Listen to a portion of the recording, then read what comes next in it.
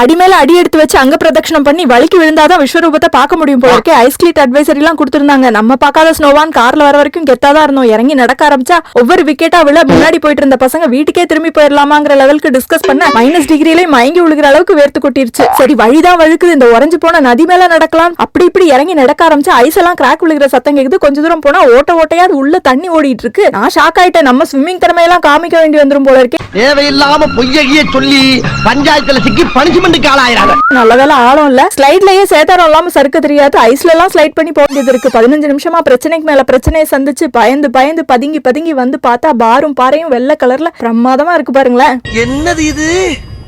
திருவிளையாடல் சரஸ்வதி சபதம் படத்துல வர்ற மாதிரி ஒரே பனிமூட்டமா இருக்கு. அப்படின்னா சொர்க்கத்துக்கு வந்திருக்கமா? யார் இதுங்க? நம்ம கூட்டம் தானா? என்ன கண்டுபிடிச்சிட்டீங்களா? கொஞ்ச நாளைக்கு முன்னாடி வரைக்கும் இந்த மலையில இருந்து சோன்னு கொட்டிட்டு இருந்த அருவி டெம்பரேச்சர் டிராப் ஆனதுல ஒரு வினாடியில இந்த மாதிரி ஃப்ரீஸ் ஆயிடுச்சுங்க.